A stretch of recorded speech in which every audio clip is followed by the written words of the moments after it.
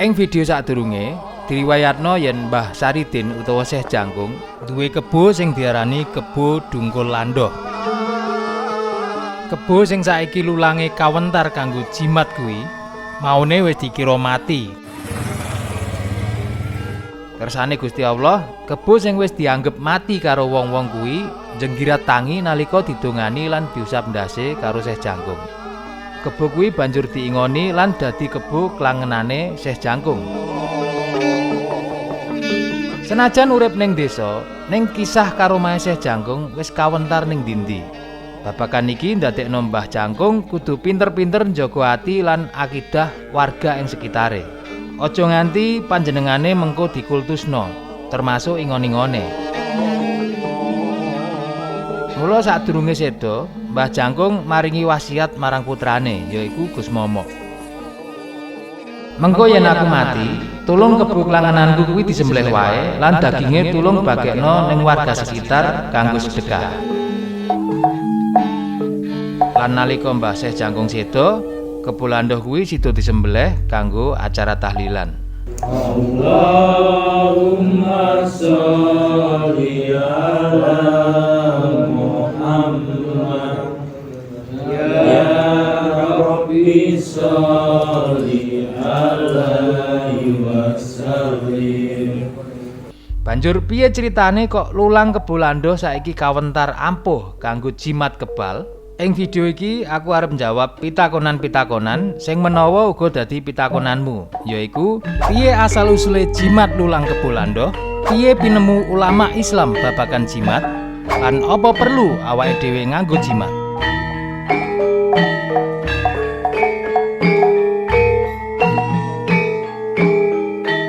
Zaman riyen daerah Kayen niku nek enten sing sedo kan mesti nyembelih kebo, Pak nggih. Nggih. Niku pun mulai mboten enten niku tahun pinten niku? Nggih, niku kinten-kinten nggih anu kok Mas dereng dangu kok nggih sekitare 7 tahunan 5 tahunan mriku ah. Saderenge niku tesih. Saderenge 7 disembelih. Niki mawon sing terkadang tesih. Tesih enten sing mampu. Sing mampu nek sing mboten mampu. Ing budaya Jawa khususé ning desa, sawise ana anggota keluarga sing tilar donya, biasane dianakno acara slametan utawa tahlilan nganti 7 dina. La ilaha illallah, la ilaha illallah, la ilaha illallah. Kenapa kok mbagi sego bancaan? Mergo anggota keluarga sing kesripan kepengin wong sing kapundhut diparingi keselamatan. Sakwise tilar donya, kabeh amal sing iso nulungi awake dhewe ing akhirat kuwi mengko wis kepedhot kejaba telu, yaiku 1 anak sing soleh utawa solihah, 2 ilmu sing duweni manfaat, lan 3 yaiku amal jariyah. Mula sego bancaan sing dibagekno ning tangga iki tujuane minangka amal jariyah sing ganjarane ditujokno kanggo sing wis seda. Apa iso tekan? Insyaallah iso. Umpamane ora saka ganjaran sedekah, uga iso tetep tekan saka ganjaran anak sing soleh. Anak sing wis gelem ndongakno wong tuane lan gelem ngamal mbagi-mbagi sego bancaan kanggo tanggane. Lan uga donga-donga apik saka tangga teparone sing melu bancaan. Nanging mergo iki budaya, mula uga ora iso yen dihukumi wajib. Iso dadi wajib yen tangga teparone pancen butuhake sedekah. Iso dadi sunah yen acara bancaan iki iso ningkatno kerukunan antar warga. Iso dadi mubah yen kuwi tujuane mung kanggo ngumumi. Iso dadi makruh yen acara kuwi dadi beban wong sing ora duwe. Lan iso dadi haram yen tujuan bancaan kuwi kanggo njaluk marang sakliyane Gusti Allah. Banjur kenapa kok 7 dina? Merga wong sing kesripan kuwi mesti rasane nglangut. Mula ben ora nglangut perlu dikancani tanggane kanthi acara tahlilan nganti 7 dina. Lan yen sing duwe hajat saka golongan wong sing ora duwe, biasane tanggane malah sing melu nyumbang beras, minyak, endhog lan sapanunggalane. Kuwi enake urip ning desa, kabeh padha melu nyengkuyung. Lan iki ngono merga pintere para wali jaman dhisik kanggo nerusno kabudayan gotong royong sing dianggep apik. Ngono uga nalika Mbah Saridin seda. Merga Mbah Saridin tergolong wong sing mampu lan duwe kebo, mula kebone dibeleh lan daginge dibagekno marang tangga teparo. Tujuane ora liya ya kanggo tujuan sedekah. Sakliyane iku, iki wis dadi wasiate Mbah Saridin, ben kebone kuwi mengko ora dikramatno karo wong-wong ing kono.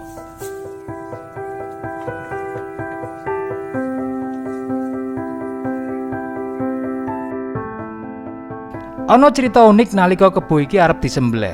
Ing crita tutur diriwayatno yen kebo iki ucul lan nembe balik nalika 40 dinane Mbah Saridin. Crita liyane uga ngriwayatno yen kabeh gaman sing dienggo nyembelih kebo iki ora ana sing tedhas.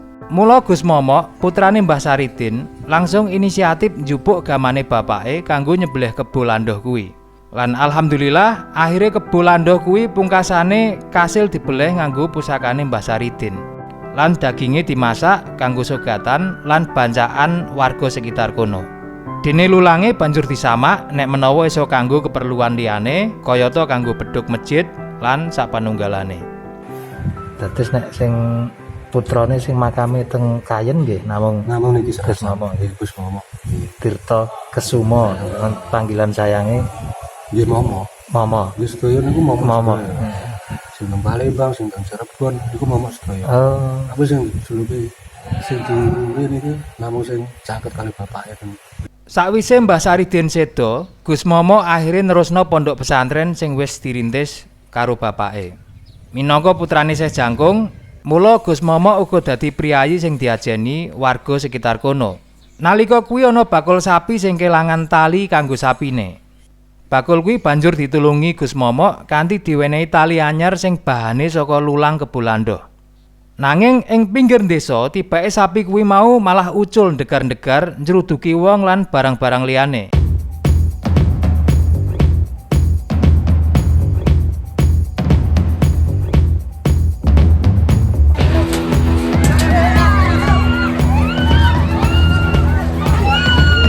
Akeh wong sing ngrewangi nyekel ning ora mampu ngatasi.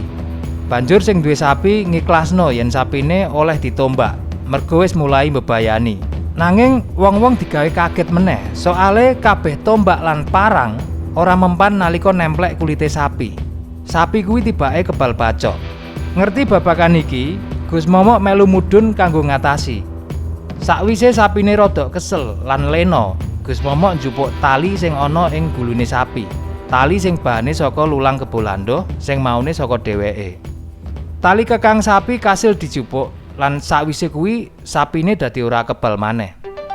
Lan sakwise kedadian kuwi banjur wong-wong padha mercayani yen lulang kebo landoh kuwi iso dienggo jimat kebal. Ora patek jelas piye critane lulang iki iso dibagek-bagekno marang wong-wong ing sekitar kono. Menawa wae lulang sing isih ana banjur dikethok cilik-cilik lan dibagekno marang wong-wong ing sekitar sing butuhake. Saka kedadian ing crita tutur kuwi, nganti saiki lulang kebo landoh isih dianggep nduweni khuas utawa khasiat kebal bacok kanggo sapa wae sing nganggo.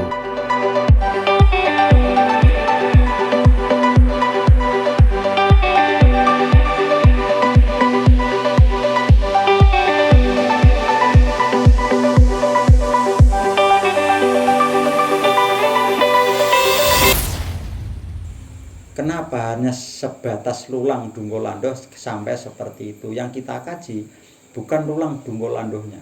Yang membuat Dunggo Landoh seperti itu kan karena ada Mbah Jangkungnya. Nah, dengan mahabai ngantek manute Dunggo Landoh karo Mbah Jangkung sehingga mengandung khawas yang seperti itu.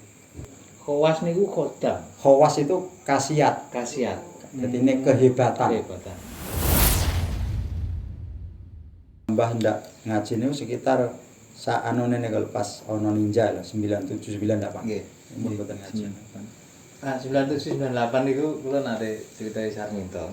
Kula riyen niku nderek remaja masjid Tambak Romo. Kula termasuk kan enten ninja niku, termasuk barisan pemuda sing diken diparingi apa ya asem. Kontal. Nggih, kontal terus di kalih samurai Karo bendo. Kebal kula.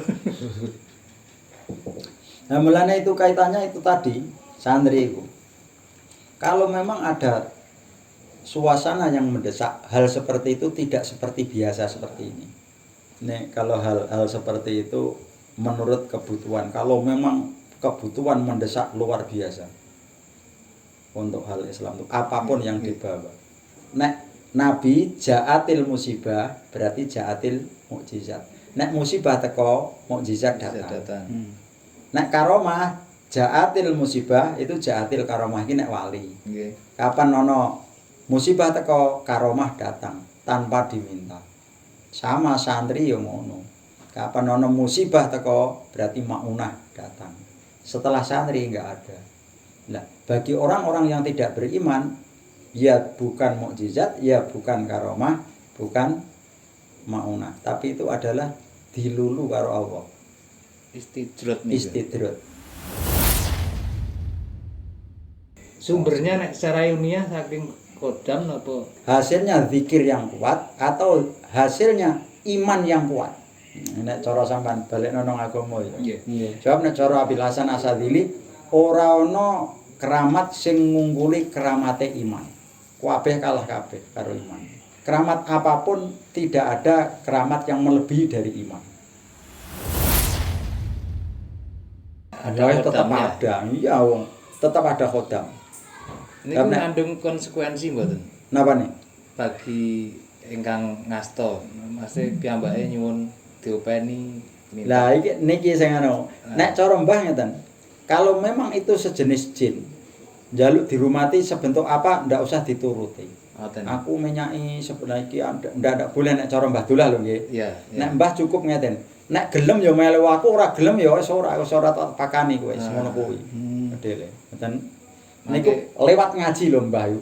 Nggih. Lewat ngaji kemis lah kowe eling niku. Karo ngaji Minhajul Abidin.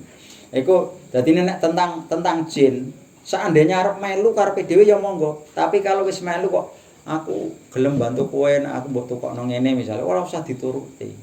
Aja dituruti. Lonjak nggih. Lonjak, mangke semakin meningkat. Terus nek melu ya ben melu. Sama ya kaya gaman yang ngono wis ora usah butuh dikumbah supaya ben resik wis ngono tok wae. Nah, Mbak, bagi orang awam, kadang kan kuatir mangke ngendelke niku. Mulane nek cara kula lho. Nggih. Kunci ndak ada lain niki kuncine napa, Mbah? Syahadat, istighfar, sholawat. Seandainya kok njagal kowe niki cara kuncine napa, Mbah? Syahadat, istighfar, sholawat. Oh wis. Lah berarti nek syahadat kan tetap jadi iman. Untuk tajdid setiap waktu walaupun dia megang itu. Tapi tetap syahadat kan orang hilang iman nih. Itu. Mulane kunci tetap itu. Apapun yang dibawa, sing penting aja nganti rupa wong. Aja nganti rupa reca. Nggih. Apa meneh sing reca itu masih berbau animisme kan. Nggih. Enggak usah pegang itu. Sing penting masih berupa nek koyo keris kan koyo ngono ku mau. Seperti itu tadi. Wis koyo yang lain lah. Apa meneh koyo haikal, rompi dan lain sebagainya itu tetap dari huruf-huruf Arab. Dan walaupun Al-Buni itu zamannya Ali Al-Buni itu dipaidu karo Abdul Qasim Junaid Al-Baghdad. Padahal Samsul Ma'arif seperti itu. Dalamnya kalau ngupas tentang hal azimat. Walaupun seperti itu jadi poyoki karo Abdul Qasim Junaid ya pantes wong Abdul Qasim Junaid itu Sayyidu Thaifatus Sufiyah. Ratune wong ahli sufi memang dia. Iya pantes. Wis berlalu ya. Karena hal-hal seperti itu memang membutuhkan kegiatan dan sudah pernah kita alami semua. Banyakan nganti preman do tobat do gelem syahadat ya karena itu. Niku umpami mboten ngangge niku mboten saged, Mbah. Ora iso kok guruku ya njen niku kudune syahadat, sholawat, istighfar. Ini perlu hal-hal seperti itu. Maka kita tinggal kemanfaatan. Kecuali kalau yang memberikan itu sejak awal sudah membanggakan hal seperti itu. Pembatasan mriku nggih. Nah, pembatasannya nomor. Kalau para kiai yang memberikan, ya apapun yang diberikan diyakini aja. Yakini aja. Ya nek koyo Sunan Kalijaga lewat Kotang Gundil untuk Kesumo. Nabi Musa lewat Asa Musa. Banyak sekali. Nabi Dawud lewat jubah besi. Wong sing lagi wae pragula nganggo kerewaja. Kotang kerewaja dan sebagainya. Kita harus kembali ke fatwa Quran, cocokno karo Quran. Dan perintahnya bagaimana seandainya di situ ono bisikan. Kalau memang bisikan itu tidak cocok dengan adanya syariat yang dibawakan oleh para nabi, oleh Rasulullah dan oleh para sahabat dan tabiin ya ojo, jangan diikuti. Ternyata ya sing tinggu ya jin. Aku nek nesu nak ilang sipati gendo tukul sipate raseksa berarti ora sipate malaikat. Kok wedi aku yang ngono lho. Lah aku nyauri atiku ngono lho. Ngono. Dadi nek sampean tutno wae wong ngono. Nanti titik terakhir yang dibicarakan apa? Masih malaikat atau bahkan itu asli minallah. Kapan kok ngucapno wis naga srani utawa raseksa awe ora. Wis tetep ingkar gitu. Wis wae ngono kok tak. Akeh aku ngumpuli wong ngono-ngono ku. Akidah itu perlu kita persiapkan. Nggih. Nah, berarti niku tinggi tiang jahat niku tetep mandi no mboten. Nek tinggi kerampok. Saya hanya bisa mengambil misal suatu contoh gini, podo-podo wali. Waktu Sunan Kalijaga menerima Gundil Antakusuma, baru ada kecamuk perang yang sangat luar biasa. Gundil Antakusuma dipegang oleh Sunan Ngudung, langsung dibawa lari untuk berperang. Ya tidak seperti dipakai oleh Sunan Kalijaga. Tetap sedo. Nah, tetap sedo. Melawan Adipati Terung Pecak Tondo. Nek kita ambil dari situ berarti tetap tidak sama. Ya tinggal yang menghadapi, tapi kalau yang menghadapi lebih takut dulu ya sudah. Ini Mas kemarin cara pengalaman sing tangguh. Sebenarnya orang-orang itu hanya menakut-nakuti aja kok. Lah kebetulan sing do ditakut-takuti ku wedi tenan. Nek sing ditakuti ora wedi akhirnya ya tetap takut dia. Nggih. Kula niku ngadepi wong ngono ku ora awet kon Jambi nganti Pekanbaru. Awet zaman Bengkulu nganti Jambi nganti Pekanbaru. Nggih. Maka setiap ada sesuatu pusatkan, yakinkan aja. Cara kula pribadi itu tetap tidak lepas dari kalimat thayyibah. Ya syahadat itu. Wis pokoke syahadat asyhadu alla ilaha illallah wa asyhadu anna muhammadar rasulullah. Apa meneh setelah metune kala seba iku malah. Kala seba iku kan pripun niku? Mugiya den sejo pusaka kalimasada yakti dadi mustika sakjroning jiwa raga. Berarti yang perlu dikelola kan itu berarti penyaksian syahadat itu. Mugiya den sejo pusaka kalimasada yakti dadi mustika sakjroning jiwa raga. Nganti nang kono disebutno Sunan Kalijaga ampuh sepuh wutuh tan iso kena panelo. Nek wong wis meyakini itu ya apa sing anu? Sejenis jin gak akan masuk.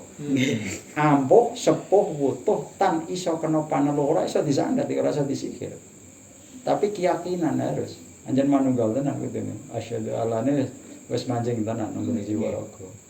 Lane nek cara ahli tarekah sing cara kupasane Mbah Hambali Kudus iku nerangno tentang kalimat thayyibah la ilaha illallah Muhammadur Rasulullah itu menghabisi segalanya. Artinya apa? Sebab la ilaha illallah iku hurufe ya 12, Muhammadur Rasulullah ya 12. Maka setiap orang yang membaca la ilaha illallah Muhammadur Rasulullah dalam satu hari itu dosanya diampuni oleh Allah. Cara fatwae Mbah Hambali Kudus kaya ngono. Sampai orang-orang ahli tarekah itu membuat agar muridnya itu kuat berzikir karena diterjemahkan itu tadi tentang la ilaha illallah. Jadi masih di bawah hakikat dulu nih. Iya, membangun pribadinya. Iya, dulu. Pribadi harus memang harus dikuatkan itu hakikat itu. Maka kalau dengan azimat tinggal siapa yang memberi dan siapa yang megang. Menurut pandangan pribadi kita dan menurut pendapat umum. Sebab apa? Yaitu tadi suatu contoh Gus Jaki sing maringi abahe, ya tetap diterima. Walaupun rupa teken jajal aku sing nguwahi kira-kira kaya apa. Wis ora ana apa-apane. Ngoten lho.